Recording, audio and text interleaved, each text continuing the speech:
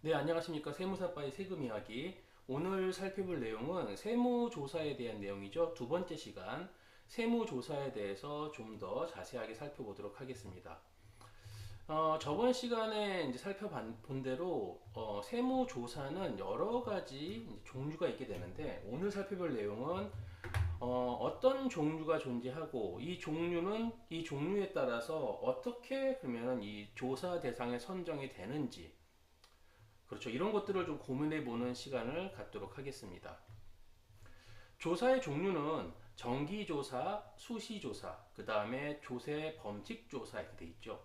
이 조세 범칙조사의 대표적인 게 뭐냐면 차명계좌 조사예요. 차명계좌. 뭐 물론 다른 것도 있을 수 있지만 조세 범칙조사에 차명계좌 조사도 들어간다라고 보시면 되고, 정기조사라는 것은 말 그대로 어떤 정기적인 기간, 뭐 5년에 한 번, 1년에 한 번, 이렇게 정기적인 어떤 기간 동안에 조사를 하게 되는데, 이 정기조사는 주로 어떻게 한다? 네, 성실도를 파악해서 조사가 일어나겠죠. 정기조사는 관련 어떤 근거 법령이 국세기본법에 의합니다. 국세기본법이 뭐냐? 말 그대로 국세에 대한 어떤 국세에 대한 기본적인 사항, 그 다음에 뭐죠? 공통적인 사항들을 다 모아놓은 거예요. 만약에 법인세, 소득세 이런 각 법에다가 이런 기본적인 사항과 공통적인 사항들을 다 계속 설명해야 된다면 세법전이 무지하게 두꺼워지겠죠. 그러다 보니까 이 세법전을 효율적으로 운영하고 편찬하기 위해서는 기본적이고 공통적인 사항들을 하나로 모아놔야 돼요. 개념의 정리를 위해서. 그게 뭐냐면 국세기본법이에요.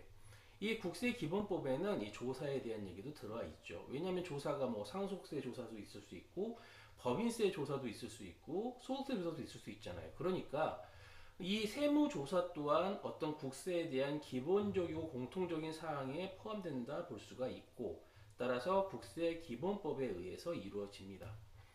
정기조사기 때문에 당연히 사전 통지를 먼저 해주고요. 언제 조사를 나가겠다.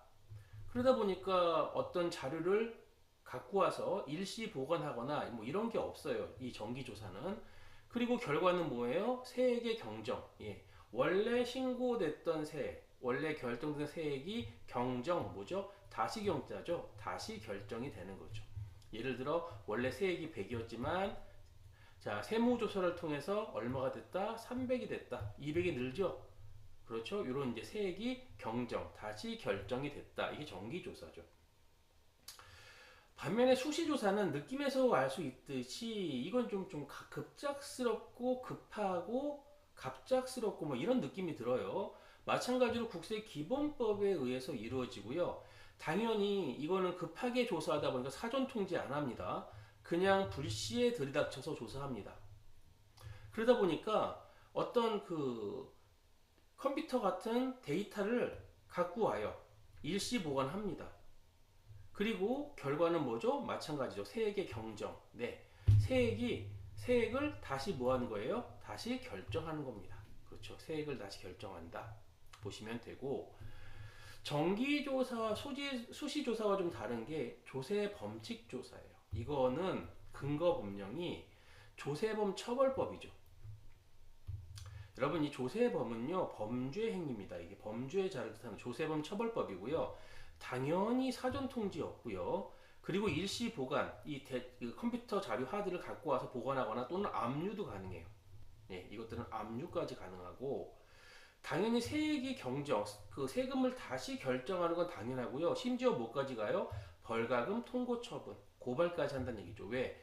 조세범 처벌법을 어겨서, 즉 이 실정법을 어겼기 때문에 여기에 대해서 벌금을 내거나 형사처벌 받을 수 있다. 통고처분, 고발까지 일어나는 거죠. 이게 뭐냐면 조세범칙조사입니다. 이렇게 크게 세 가지 정도로 이제 조사를 구분해 볼 수가 있는 거죠. 기본적으로. 그러면 방금 봤던 게 뭐였죠? 수시 선정. 네. 정기조사 말고 그러면은 수시로 선정되는, 갑자기 선정되는 이런 수시 선정 사유에는 어떤 게 존재할까? 어떤 경우냐면 주로 처음에는 납세협력금품이 뭐냐면 신고 자체를 아예 안 해버리는 거예요. 신고 기한까지 뭐 법인세는 3월 31일까지 신고하고 소득세는 5월 30일 신고 이런 게 있죠. 납세협력 의무 자체를 아예 안 해버렸다. 신고 자체를 아예 안 했다. 네, 의무를 불이행했다. 이렇게 돼도 수시 선정 사유가 되고요. 또는 무자료 거래나 위장 가공 거래 등 거래 사실이 사실과 다른 혐의가 있는 경우. 여러분 이게 뭐냐면 이게 주로 어느 때 발생하냐면 이거 자료상이랑 거래했을 때. 솔직히 할 때 자료상인지를 모르죠. 그런데 우리가 항상 쭉 거래해오던 거래처가 아니라 새로운 거래처고, 그리고 이 자료상은요, 이들은 실제로 어떤 물건이 공급되거나 오고 가는 것이 아니라 오로지 세금 계산서만 발행되고 그리고 이렇게 이루어지기 때문에 이 자료상과 거래하면 절대 안 되거든요. 이런 자료상과 거래가 되게 되면요, 이런 거래 내용이 파악이 되면 바로 수시조사 대상에 선정이 될 확률이 되게 높습니다. 그리고 이 자료상은 무자료 거래, 위장 거래 등을 반드시 할 수밖에 없으니까 이게 자료상이 되겠죠. 이런 것들을 하게 되면 당연히 수시 선정사유에 해당된다. 이건 당연한 겁니다. 기본적으로. 결국 우리가 일상적으로 하던 거래처와의 관계가 아니라 새로운 거래처. 그렇죠? 근데 그 거래처가 자료상이다. 이거는 바로 조사에 선정된다 보시면 되고, 또 대부분 많은 게 뭐냐면 탈세 제보예요. 내부 직원이라든가 주변인이라든가 그 주변 사람들에 의해서 어떤 탈세 제보가 있을 때 세무조사가 되는데요. 이거는 그냥 막 한다고 하는 게 아니라 구체적인 증거가 있어야 돼요. 예, 탈세 제보할 때도 구체적인 증거가 그 증거로서 제보가 됐을 때 수시 세무조사가 일어나게 된다. 그렇죠? 그리고 신고를 했는데 어떤 명백한 자료가 발생된 거죠. 명백한 자료에 의해서 탈루나 오류가 발견이 된 겁니다. 신고된 자료를 처음에 믿었는데 이 신고된 신고서에 탈루나 오류가 있다는 거에 대한 명백한 자료가 이제 발견이 됐다. 이러면 다시 뭐 수시전정 사유가 되고요. 조사를 시작할 수 있고, 또는 납세자가 세무공무원에게 금품을 제공하려고 하거나 또는 금품 제공을 다른 공무원을 알선해달라. 금품을 제공하고자 하니 다른 공무원을 소개시달라. 이런 경우도 바로 뭐예요? 수시 선정 사유가 된다. 네, 이렇게 보시면 되고요. 그러면 이제 정기 조사는 어떻게 되는가? 네, 정기 조사는 이거죠. 성실도를 평가해서. 네. 성실도라는 게 뭐예요? 자, 신고를 했는데 예를 들어 법인세를 신고했다. 자, 이 법인세를 신고했을 때 우리만 신고하지 않고 다른 모든 같은 업종의 다른 수많은 법인들이 신고하겠죠. 이 수많은 다른 법인들의 신고를 해놓은 거에 평균을 보거나 다른 법인들의 그 재무제표의 요소 여러 가지들을 파악해서 봤을 때 뭐를 파악할 수 있어요? 성실도. 우리 이 회사가 얼마만큼 세금에 대해서 성실하게 신고했는지 하고 있는지에 대해서 평가를 할 수 있다. 대표적으로요, 매출액이에요. 매출액은 뭐 클 수도 있고 작을 수도 있는데 뭐 그렇죠. 근데 규모라는 게 있잖아요. 회사의 규모라는 게 있고 봤을 때 매출액이 유난히 작다. 그렇죠? 그러면 이거 성실도 평가에서 결국 좋은 게 못 받죠. 평가 요소에서. 매출액보다 더한 게 뭐예요? 신고 소득이에요. 결국 매출액에서 즉 수익에서 비용을 빼서 이익이 나오고 이익을 변형한 게 뭐죠? 소득의 개념인데, 다른 곳들은 다른 평균적으로 다른 회사 업종의 회사들은 100을 신고했는데 매출액 대비했을 때 우리는 50밖에 신고를 하지 않았다. 이게 되게 낮은 거죠. 성실도가 낮을 수밖에 없는 거죠. 신고 소득 자체가 너무 작다. 이게 뭐 이제 부가율이라든가 소득률을 가지고 보는 개념이겠죠. 그다음 또 보는 게 뭐냐면 접대비. 이 접대비 분석을 통해서 성실도를 평가하죠. 이 접대비를 분석을 통해서. 또는 사업주의 사적 경비 지출액. 이게 뭐냐면 법인카드를 사용한 거죠. 근데 법인카드로 사용되면 그 사용처가 대부분 업무와 관련성이 있다면 충분히 이제 업무 관련성이 있는 곳 사용될 텐데, 예를 들어 보면 피부 미용실에서 법인카드가 결제가 됐다. 성형외과에서 법인카드로 결제가 됐다. 이거는 여러분 업무 관련성이 전혀 없는 거죠. 업무와 관련성이 하나도 없다고 보는 거죠. 결국 이런 성실도를 평가할 때 법인카드의 지출 내역도 분석을 한다는 얘기예요. 어디에 썼는가? 이렇게 엄하게 무슨 피부 미용실, 무슨 성형외과, 피부과 뭐 이런 데 사용을 했다 법인카드가, 이거는 성실도가 되게 낮아지는 거고, 이렇게 성실도가 낮아지게 되면 무슨 조사? 정기조사에 선정될 확률이 되게 높아지는 거죠. 기본적으로. 그래서 아까 봤던 수시조사 사유가 아니라 이거는 성실도 등을 평가해서 정기조사가 될 수가 있다. 그래서 항상 우리가 모든 세무 신고를 할 때는 매출액이라든가 신고 소득, 그렇죠? 그래서 업종별로 우리가 근접해서 뭐 높게 할 필요는 없지만은 평균적으로 비슷하게 가야 되진 않겠는가? 왜 그러냐면 조사 대상이 될 필요가 없잖아요. 그래서 이런 성실도 평가 때문에 그렇게 한다라고 보시면 되고, 자, 아까 이제 차명 계좌 세무 조사, 아까 조사의 범칙 조사가 있었죠. 이 차명 계좌가 뭐냐면 다른 사람의 이름을 빌려서 계좌를 사용하, 자신의 본인의 계좌를 사용하는 거 아니라, 그죠? 차명 계좌를 사용한다는 얘기는 뭐예요? 매출액을 누락하겠다, 이런 게 제일 큰 거죠. 매출액을 누락하겠다. 왜? 다른 사람 계좌로 돈을 받음으로써 내 계좌로 자 돈이 들어오지 않으므로 나의 매출을 누락하는 수단으로 사용하겠다, 이제 이런 개념으로 보는 거죠. 그럼 이 차명 계좌 세무조사는 어떻게 선정이 되는가?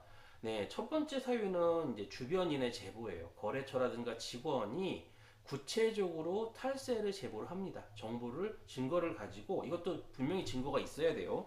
증거 없이 그냥 뭐 이렇게 하면 되는 게 아니라 분명히 어떤 증거를 가지고 제보에 의해서 조사 일어나고요. 또는 거래 상대방을 세무조사 쪽, 즉 A라는 업체를 하다 보니까 그 A라는 업체와 거래한 B라는 업체에 차명 계좌를 쓴 것 같다는 혐의를 발견할 수가 있는 거죠. 왜냐하면 이 A라는 거래처에서 돈을, 계좌를 자 송금했는데 그 송금한 그 계좌가 차명 계좌라면 당연히 덩달아서 파생돼 가지고 어떤 차명 계좌 세무 조사가 일어날 수밖에 없다. 그리고 세금 포탈 혐의가 큰 업종이 있어요. 여러분, 유흥업종이나 대부업종, 사행성 게임장 또는 장례업자, 이런 업종의 특징이 뭐냐면 세금 포탈이 쉽게 일어날 수 있다. 매출을 잘 숨길 수가 있다. 이런 부분들 때문에 이런 업종들은요, 차명계좌 세무조사 선정이 될 수가 있어요. 또 한 사유는 뭐냐면 신고된 소득보다 더 큰 부동산을 취득했거나 또는 예금 자산 등을 보유하는 거죠. 자기가 신고를 국세청에 나는 이만큼 벌었어요라고 뭐 이렇게 꾸준히 해서, 예를 들어서 매년 100씩 신고해서 10년간 벌었으면 1000일 거 아닙니까? 그런데 이 사람이 엄청 큰 뭐 만 원, 10만 원 이런 부동산을 갖고 있다. 또는 예금 자산을 보유한다. 이거는 말이 안 되죠. 왜냐면 신고된 소득의 근거에서 가져야 되는데 이거보다 훨씬 크게 이걸 갖고 있다는 얘기는 뭐예요?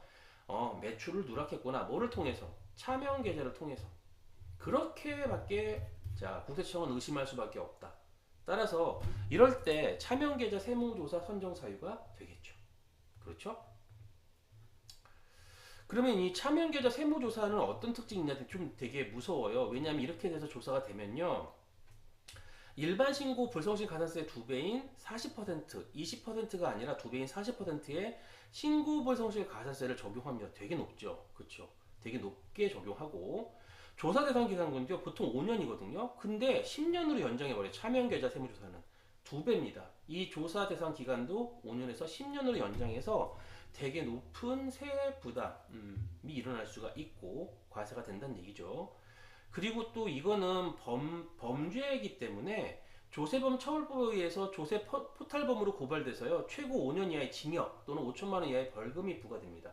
이거는 또 형사상의 처벌도 받게 되는 거죠. 세금도 세금이지만 문제는 형사 고발돼서 형사상의 어떤 책임도, 네, 조세범 처벌법에서 조세 포탈범으로 고발돼서 징역 5년 이하의 징역, 5천만 원의 벌금이 부과될 수가 있다. 네, 그래서 오늘은 세무조사 두 번째 시간, 세무조사의 종류, 이제 그리고 어떻게 선정되는가 이런 것들을 살펴보았습니다. 네, 또 다음 시간에 이어서 진행하도록 하겠습니다.